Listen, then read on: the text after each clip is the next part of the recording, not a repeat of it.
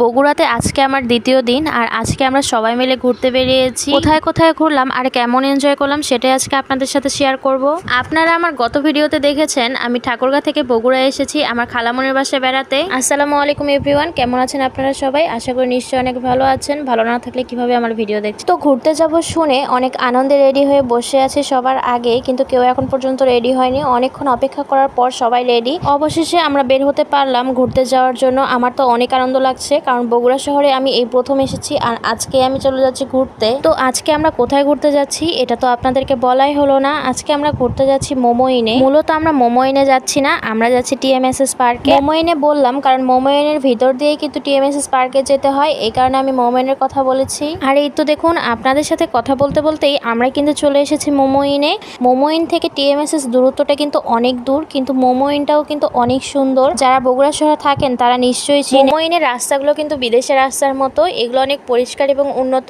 শুধু যে রাস্তাটা সুন্দর তা কিন্তু নয়, যত ভিতরে যাচ্ছি তত মুগ্ধ হচ্ছি। এত সুন্দর একটা জায়গা। মোমোইন কিন্তু দিনের থেকে রাতে আরো বেশি সুন্দর লাগে, চারপাশ আলোকিত হয়ে থাকে। একদিন আসবো ইনশাল্লাহ আর আপনাদের সাথে ভিডিও শেয়ার করব। তো এই তো অনেকটা পথ পাড়ি দেওয়ার পর আমরা চলে এসেছি টিএমএসএস পার্কে। এই তো এখন আমরা টিকিট কেটে ভেতরে চলে আসলাম। আর ভিতরে এসেই দেখে এখানে একজন ফুল বিক্রি করছিল, তো এখানে আন্টি আমাকে এই ফুলগুলো কিনে দেয়। আমার তো ফুল অনেক পছন্দ, তো ফুল নিয়ে আমরা আবার হাঁটা শুরু করলাম। আর সামনে এসে দেখি এখানে পেঙ্গুইন ভাই দেখে মুখ দিয়ে পানি ছাড়ছে। তারপরে দেখলাম পরিয়াপা এখানে হাতে একটা বক্স নিয়ে সেজেগুজে দাঁড়িয়ে আছে। আর এখানে আমি একটা দোলনা পেয়ে বসে পড়েছি একটু ভিডিও করার জন্য।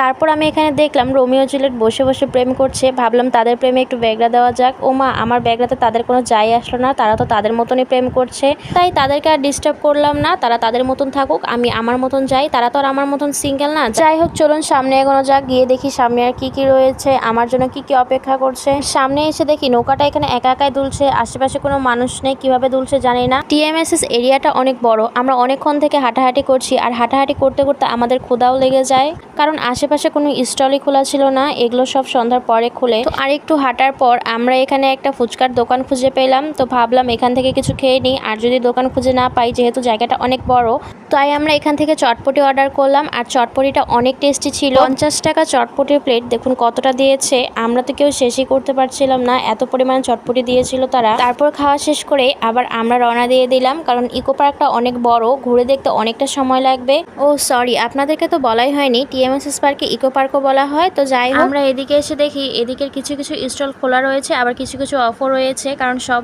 স্টল সন্ধ্যার পরে খোলে, কিন্তু এগুলো দুপুর দিকে খোলা হয়েছিল। আর আমি এখানে গোলাপ ফুলের গাছটা দেখছিলাম, কিন্তু এগুলোর কোয়ালিটি অনুযায়ী এখানে দাম অনেক বেশি চাচ্ছিল, যার কারণে আমি আর নিইনি। তারপর আমরা চলে আসি এই বিল্ডিংটার সামনে। পিছনে বিল্ডিংটা আমার অনেক পছন্দ হয়েছে। ইকো পার্কে এরকম কিন্তু আরো অনেক বড় বড় ভবন রয়েছে, জায়গাটা কিন্তু বিশাল বড়, তাই অনেক বড় বড় ভবনও রয়েছে আর অনেক সুন্দর সুন্দর জায়গাও রয়েছে। আর এখন চলে আসলাম আলুর ঢাকির কাছে। এটা কিন্তু বগুড়ার ফেমাস আলু, আপনারা চাইলে এখান থেকে ফ্রি আলুও উঠে নিয়ে যেতে পারেন। আর এই তো আমি এখানে একটু ঢং করছিলাম, ভিডিও করছিলাম। আর আপনারা এখনো আমার ভিডিও দেখছেন, এখনো পর্যন্ত জানেন, যেহেতু এখনো আপনারা আমার ভিডিওর সাথেই আছেন, তাহলে লাস্ট পর্যন্তই আমার ভিডিওটা দেখে যান। আমাদের ঘোরাঘুরি করতে করতে প্রায় সন্ধ্যায় হয়ে গিয়েছে, আর সন্ধ্যার সময় এদিককার সব স্টলগুলাই খুলেছিল, তাই ভাবলাম স্টলগুলো থেকেও একটু ঘুরে আসা যাক।